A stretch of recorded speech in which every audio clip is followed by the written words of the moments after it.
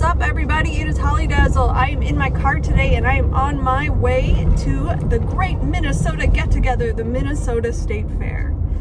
It is an iconic experience. It was closed for a year for COVID. It reopened last year and it's going on again this year. I am freshly dosed with my 5th dose of the Pfizer COVID vaccine. So I'm feeling relatively confident in braving the crowds and visiting the state fair for the first time in quite a number of years. I wanted to share some of my fair going experience with you, and I wasn't quite sure how I wanted to do that. When you go and vlog a big event or attraction like a road trip or a museum or something, it's a lot of work to put together that whole vlog with all the footage and editing and everything. It can be quite a bit of work. So I wanted to find a way to share my day at the state fair with you in a kind of a different format. So what we're going to do today is I'm going to share with you my top 5 favorite things about the state fair. So I hope you enjoy this, and here we go! So here they are, my top 5 favorite things at the Minnesota State Fair. Coming in at number 5 is the Butterfly House. Located right next to the grandstand, you can pay a small $4 fee of admission and get inside and spend as much time as you'd like being a landing strip for all sorts of butterflies in the Butterfly House. It can be a little tough at times because they do get stepped on and manhandled by children, so sometimes the butterflies are in a little sad of shape, but I still have a great time in there and love just spending some time letting the butterflies land on me and also watching the children play with the butterflies, which is really fun, as long as they're being gentle.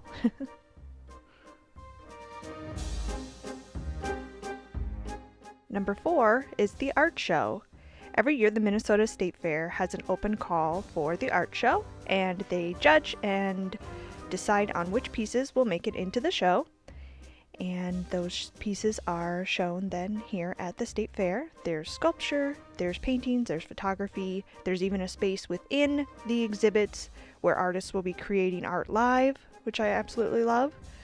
So it is definitely not to be missed, and my art degree holding husband gives it his seal of approval. Number 3, of course, is the food. The fair would be nothing without its food, and there are food vendors literally everywhere you look at the fair. I have some of my favorites that I go to year after year, and this year especially there was a gluten-free food truck, so I got to have some things I don't usually get to have, including cheese curds, which were very, very good, and I'm so glad that this option is available for me.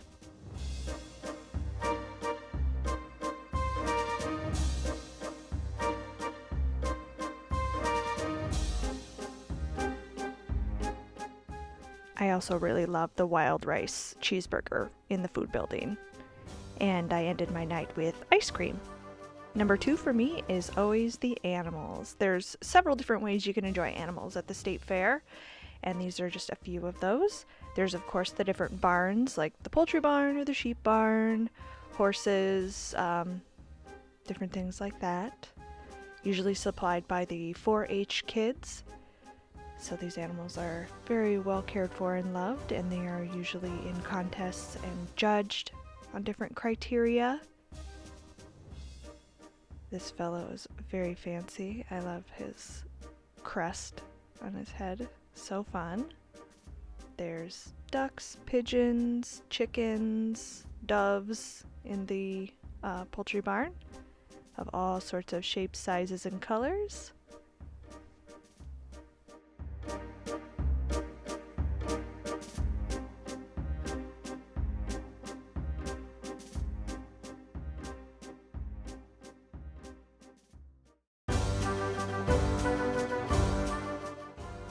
I really love the Miracle of Life barn, which is an exhibit that features animals that are pregnant and giving birth or hatching, however they come into the world. You can see it here in the Miracle of Life exhibit. There's some baby ducks. ducks, they've got baby chicks, they've got sheep, they've got piglets, they've got cows, all sorts of cute, tiny little freshly born animals that come into life at the Minnesota State Fair.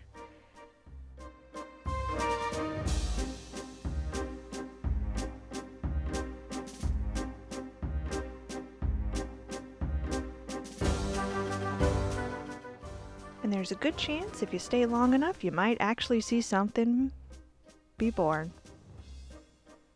This was mine for the year. Welcome to the world, little chicken.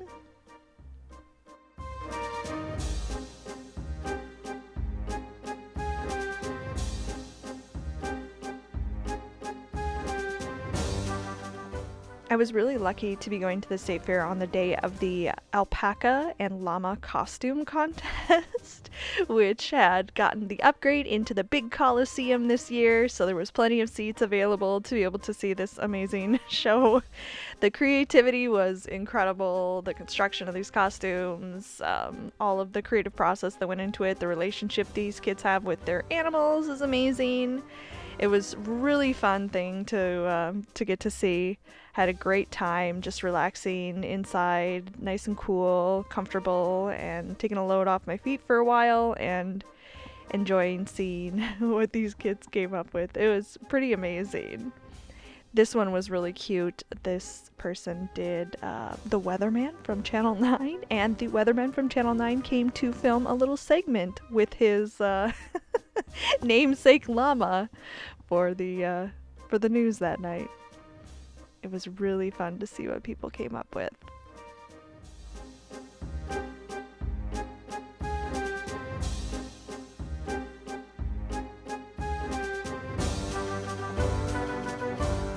Number one favorite thing about the Minnesota State Fair isn't an event, isn't food, isn't anything in particular, but it is a time of day at the State Fair, and that is nighttime.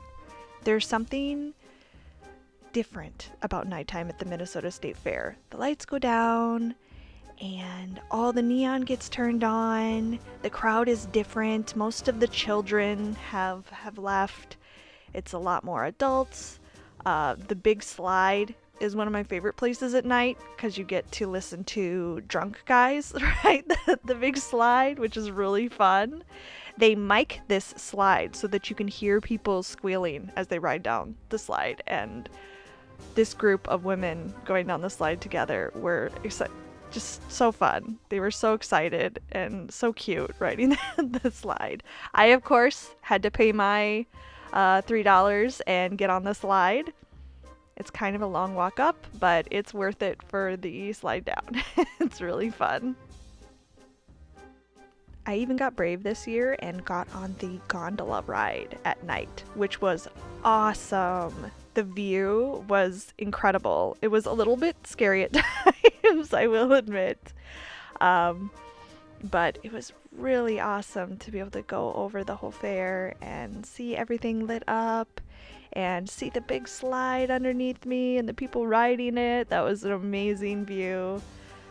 It was a really cool way to kind of cap off my night.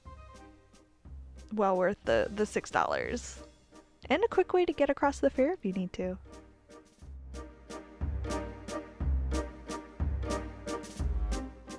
If you stay late enough, you'll be lucky to see the fireworks exhibit that goes off every night at the State Fair. And that's kind of a fun way to end the evening.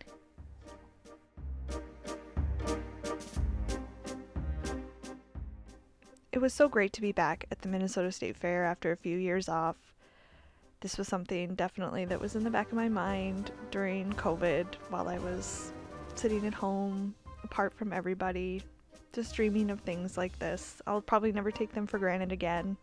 It was great to be there, and thanks for watching. I'll see you next time.